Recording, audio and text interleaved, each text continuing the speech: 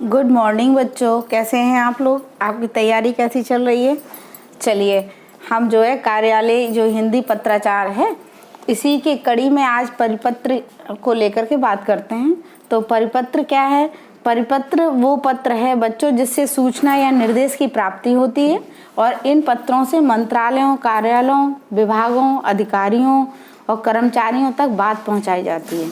ठीक है, कहने का तात्पर्य ये है कि अगर कोई बड़ा वो है विभाग है, यानी केंद्रीय सरकार से, गवर्नमेंट से कोई भी आदेश आता है तो उस आदेश को मंत्रालयों, कार्यालयों, जितने भी विभाग हैं और जितने भी अधिकारी हैं, वहाँ तक कर्मचारियों तक जो बात पहुँचाई जाती है उसे हम परिपत्र कहते हैं।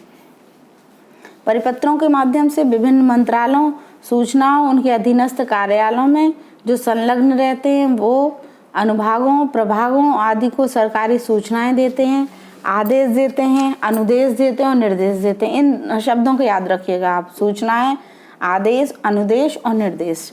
ठीक है, आप देखिएगा आपका वैकल्पिक प्रश्न किस तरह से बन रहा है, फिर उसमें क्या उत्तर है, उसी हिसाब से आपको आंसर पर टिक करना है। परिपत्रों के माध्यम से आदेश, अनुदेश, तथ्यों, विषय वस्तु का जो सीधे प्रक्षेपण किया जाता है, उस परिपत्र का प्रेषक एक ही होता है और विषय वस्तु भी उसकी एक ही होती है।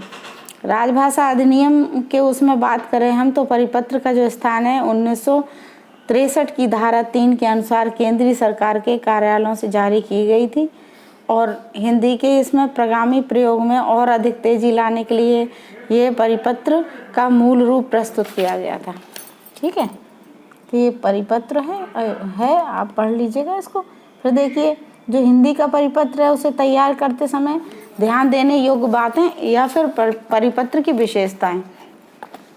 देखिए ध्यान से इसको, हिंदी परिपत्र मूल रूप में तैयार करते समय इन बातों की ओर ध्यान दिया जाता है। पहला, परिपत्र तैयार करने का चिंतन, मनन और लेखन केवल हिंदी में होना चाहिए। अंग्रेजी के अनुवाद की ओर विशेष ध्यान नहीं देते हैं। परिपत्र लेखन के विषय में उचित विषय वस्तु और सामग्री को सुव्यवस्थित रूप से तैयार करके उनका संयोजन क्रमबद्ध रूप से करना चाहिए। परिपत्र सदैव अन्य पुरुष में लिखा जाएगा, थर्ड पर्सन में। परिपत्र में प्रयुक्त की जाने वाली भाषा तथा वाक्य रचना सरल भाषा में होनी चाहिए। परिपत्र में प्रयुक्त पद विन्यास, वाक्यांश और वाक्य विन्यास हिंदी भाषा की प्रकृति के अनुसार छोटे छोटे संक्षिप्त होना चाहिए। कहने का तात्पर्य ये है कि परिपत्र में जो पद विन्यास है ना, जो छोटे छोटे सेंटेंस है, वो सेंटेंस बहुत क्लियर होना चाहिए और हिंदी भाषा की प्रकृति के अनुसार लिखे हुए होना चाहिए। तीव्र संप्रेषण के लिए परिपत्र संक्षिप्त और विषय के अनुसार होने चाहिए। तो ये था परिपत्र आपका। अब हम बात करेंगे अधिसूचना की। अधिसूचना क्या है? देखिए, अधिसूचना का आशय है सरकारी पत्राचार में अधिसूचना की अपनी स्वतंत्र सत्ता और भूमिका होती है। इसकी सूचनाएं जो सरकार के राजपत्र जो होता है ना, गजट में प्रकाशित होती है। यानी सरकार का जो राजपत्र अथवा गजट निकलता है उसमें जो सूचना होती है उसे हम अधिसूचना कहते हैं। वास्तव में राष्ट्रपति अथवा राज्यपाल की ओर से जारी की गई जो सूचनाएं हैं वही अधिसूचना कहलाती हैं। ठीक है, राज्यपाल और राष्ट्रपति की ओर से जो जारी होती हैं। इसके अंतर्गत क्या है? इसके अंतर्गत है जो राजपत्रित अधिकारी हैं, बड़े बड़े आईएएस, पीसीएस ऑफिसर हैं, उनकी नियुक्तियां और उनकी स्थानांतरों से संबंधित बातें होती हैं जो अधिसूचना के उपरांत दी जाती है, गजट में लिखा जाता है। अधिसूचना के जरिए सूचना पाने वाले अधिकारी या कर्मचारी को पृष्ठांकन से एक प्रति भेज दी जाती है। इसके अतिरिक्त लेखा विभाग अथवा अन्य संबद्ध विभाग को भी इसके लिए सूचित किया जाता है। ठीक है, अब देखिए अधिसूचना की संरचना। ये है आपके समक्ष अधिसूचना की संरचना। तो अधिसूचना की संरचना पर जब हम ध्यान देते हैं तो इस प्रकार से है उसकी। देखिए वो किस तरह से रहती है। प्रकाशन का ब्यौरा लिखा रहता है, फिर विभाग का नाम लिखा रहता है, तिथि लिखी रहती है और शीर्षक लिखा रहता है। संख्या और मुख्य भाग लिखा हुआ होता है, किस भाग में किस संख्या पर क्या बात है। संबोधन और समापन लिखा होता है, फिर पता लिखा होता है और आखिर में लिखा होता है इसका पृष्ठांकन। ये देखिए, ये पृष्ठांकन। ये देखिए अधिसूचना का प्रारूप। ये देखिए अधिसूचना का प्रारूप आपके समक्ष, इसको देखिएगा, भारत सरकार। चलिए अब हम बात करते हैं कार्यालय ज्ञापन की। पिछली बार पूछा गया था परिपत्र और कार्यालय ज्ञापन, ये महत्वपूर्ण है। सरकारी पत्राचार का एक जो महत्वपूर्ण अंग कार्यालय ज्ञापन होता है। सरकार के विभिन्न मंत्रालयों और विभागों के बीच में आपस में जो सूचनाओं का आदान प्रदान होता है ना, उसे हम औपचारिक पत्राचार कहते हैं और इसको हम कहेंगे कार्यालय ज्ञापन। यानी एक विभाग से दूसरे विभाग में जो सूचनाएं दी जाती हैं वो कार्यालय ज्ञापन कहलाता है। कार्यालय ज्ञापन का प्रयोग भारत सरकार के मंत्रालयों में आपसी पत्र व्यवहार और सूचना मांगने और सूचना भेजने आदि के लिए किया जाता है। जैसे हम किसी तरह की कोई सूचना मांगते हैं, यानी एक विभाग दूसरे विभाग से किसी व्यक्ति के लंबित मुकदमे में या किसी बात में किसी विभाग की जानकारी चाहिए, तो एक विभाग दूसरे विभाग को जो देगा ज्ञापन, वो कार्यालय ज्ञापन कहलाएगा। ठीक है। कार्यालय ज्ञापन अधिकतर जो प्रयुक्त किए जाते हैं उसमें देखिए सूचित किया जाता है, ऐसे लिखा होता है, स्टार्टिंग होती है, सूचित किया जाता है, फिर अनुमति प्रदान की जाती है, निम्नलिखित शर्तों के आधार पर ऐसी बात कही गई, या फिर कार्यालय कर्तव्य में बाधा या कार्यालय समय। अब देखिए कार्यालय ज्ञापन का प्रयोग किस प्रकार से होता है। सरकार के विभिन्न विभागों को आपस में कई तरह की सूचनाएं लेनी देनी होती है और कुछ बातें पूछनी होती है और कुछ बतानी होती हैं। उनके बीच परस्पर सुझावों का जो आदान प्रदान होते रहते हैं वो कार्यालय ज्ञापन के द्वारा ही होते हैं। इस बात को मैं आपको पहले से बता चुकी हूँ, बस आपके लिए एक महत्वपूर्ण ये नोट है। कार्यालय ज्ञापन के प्रारूप में कुछ विभागों द्वारा मंत्रालय या विभाग का नाम सबसे ऊपर मध्य में न लिखकर बाईं ओर लिखा जाता है, बस। और यद्यपि यह परिवर्तन कहीं कहीं देखने को मिलता है। इसी के समानांतर दाईं ओर स्थान पर दिनांक लिखा होता है। दाईं ओर जो स्थान होता है उस पर दिनांक लिखा होता है। चलिए अब हम बात करते हैं विज्ञापन की। तो विज्ञापन, एडवर्टाइजमेंट, आप सभी लोग इससे परिचित हैं। तो एडवर्टाइजमेंट का शब्द की उत्पत्ति लैटिन के एडवर्टेयर शब्द से हुई है, जिसका अर्थ है मोड़ने से होता है। यानी विज्ञापन का एक अर्थ मोड़ने से भी होता है। और सरकारी अथवा कार्यालय जो स्तर पर समय समय पर समाचार पत्रों में विज्ञापन प्रकाशित होते रहते हैं, ये विज्ञापन जनता के हित में उन्हें सूचित करने के लिए होते हैं। आप जानते हो पेपर वगैरह में देखते हैं ना हम लोग, पत्रिकाओं में जो विज्ञापन रहता है, वो विज्ञापन इसलिए होता है, कभी कभी जनता के हित में होता है। बहुत सारी सूचनाएं जो जनता तक पहुंचानी होती हैं। विज्ञापन की परिभाषा के विषय में ये है, इसमें 2-3 लोगों की परिभाषा दी है। एक व्हीलर की परिभाषा देख लीजिए। व्हीलर के अनुसार विज्ञापन लोगों को क्रय करने के उद्देश्य से विचारों, वस्तुओं, सेवाओं और अवैयक्तिक प्रस्तुतिकरण है, इसके लिए भुगतान किया जाता है। कुछ विज्ञापन की विशेषताएं होती हैं, उन विशेषताओं को हम देख लेते हैं कि विज्ञापन की कौन सी विशेषताएं हैं। तो विज्ञापन जनता के सामने सार्वजनिक रूप से संदेश प्रस्तुत करने का एक साधन है।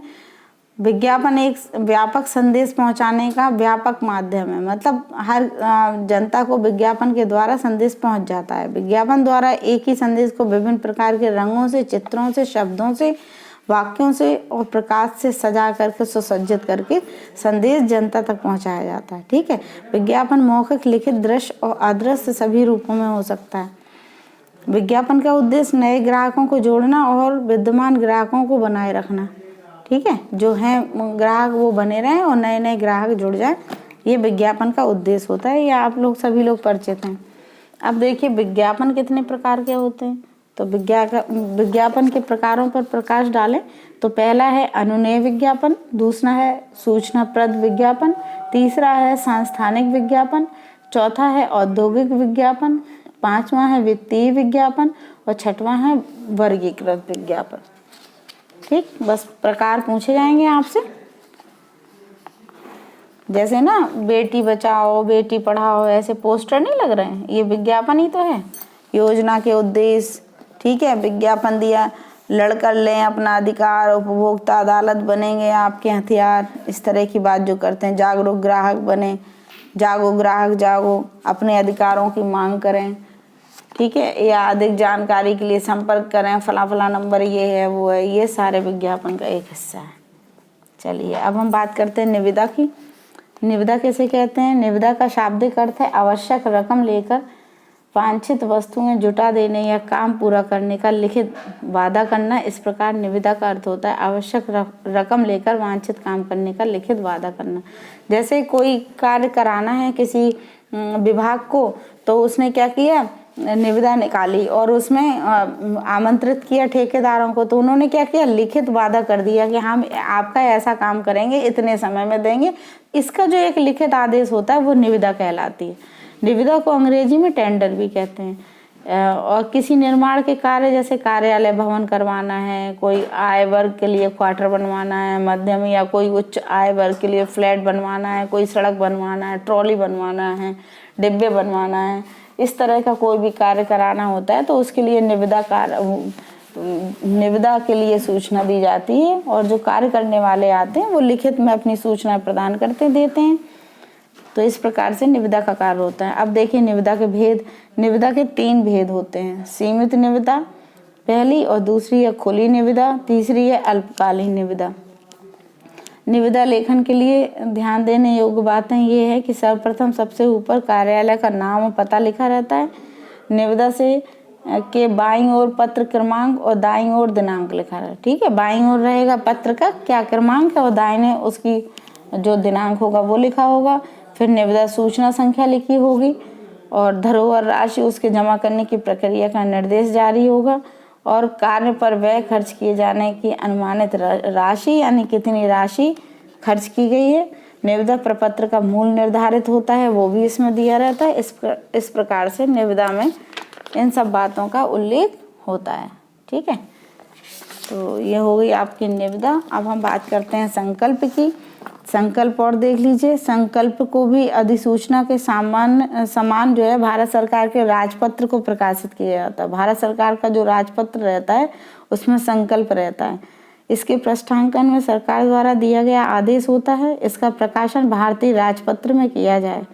संकल्प की भाषा विषय वस्तु के अनुरूप होती है और शेष सभी बातें सामान्य होती हैं, सरकारी अधिसूचना के समान ही होती हैं। जैसे संकल्प भारत के राजपत्र में छापे जाते हैं, ये क्लियर हो गया ना। दूसरा ये आप देख लीजिए, संकल्प केवल सरकार की ओर से जारी किए जाने के कारण होती है। ये नहीं कि आपने संकल्प कर दिया और हो गया, ये सरकार की ओर से जारी किया जाएगा। ठीक है, संकल्प के उद्देश्य क्या होते हैं? इनके उद्देश्य होते हैं नीति संबंधी महत्वपूर्ण सरकारी निर्णयों की घोषणा किया जाना, सरकारी नीतियों की सार्वजनिक उद्घोषणा किया जाना, और जब केंद्रीय सरकार विशिष्ट जांच आयोग और जांच समितियों से नियुक्त हो तो सार्वजनिक घोषणा करें। अब देखिए संकल्प की संरचना किस तरह से होती है, स्ट्रक्चर उसका। पहला लिखते हैं प्रकाशन का ब्यौरा, फिर लिखते हैं संख्या, फिर लिखते हैं विभाग का नाम, इसके बाद तिथि, फिर शीर्षक, उसके नीचे आ जाता मुख्य भाग और लास्ट में आता संबोधन और समापन। ठीक है, ये देखिए संकल्प का प्रारूप, ये देखिए संबोधन, समापन, ये देखो सेवा में प्रबंधक सरकार प्रेस, ये संबोधन है, ये समापन है। इस तरह से इसका स्ट्रक्चर तैयार होगा। अगला है प्रेस विज्ञप्ति। प्रेस विज्ञप्ति या प्रेस नोट की विशेष भूमिका। जैसे प्रेस विज्ञप्ति का प्रयोग सरकार के निर्णयों, आदेशों, प्रस्तावों और नीतियों आदि को, इनके जो आदेश हैं, प्रस्ताव हैं, जो नीति है, वो सार्वजनिक रूप से सबको पता चल जाए, इसलिए प्रेस विज्ञप्ति दी जाती है अखबार में। पत्रों में ज्यों-ज्यों यथास्थिति प्रकाशित किया जाता है, क्योंकि इसका स्वरूप अत्यधिक औपचारिक होता है। सरकारी प्रेस विज्ञप्ति में समाचार पत्र की ओर से कुछ भी घटाया या बढ़ाया नहीं जा सकता और ना उसमें कुछ परिवर्तन करने की अनुमति है। ठीक है, जैसे प्रेस विज्ञप्ति को हम ये भी कह सकते हैं, अभी लॉकडाउन लगा था तो ये मौखिक प्रेस विज्ञप्ति हो गई। और जबकि क्या होता है कि सभी को पता चल जाए, औपचारिक रूप से सभी को सूचनाएं पहुंच जाएं, उसको अखबार में लिखवा देते, वो प्रेस विज्ञप्ति हो जाती है। समझ गए बच्चों? क्लियर हो गया? देखिए प्रेस विज्ञप्ति की संरचना किस प्रकार की होती है। इसमें सबसे पहले प्रकाशन का ब्यौरा होता है, फिर शीर्षक लिखा जाता है, फिर उसके नीचे मुख्य भाग होता है, उसके नीचे संबोधन और समापन होता है, फिर पृष्ठांकन होता है। इस तरीके से प्रेस विज्ञप्ति का स्वरूप तैयार किया जाता है। ये देखिए,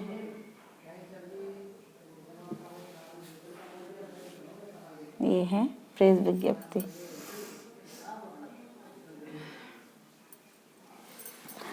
तो आज आपकी तीसरी यूनिट कार्यालय हिंदी पत्राचार फिनिश हो गई है। अगले वीडियो में इसके महत्वपूर्ण बहुविकल्पी प्रश्न डाल दूंगी, तो उसका आप अध्ययन कर लीजिएगा, अपनी तैयारी अच्छे से कीजिएगा। आप सभी को मेरी शुभकामनाएं।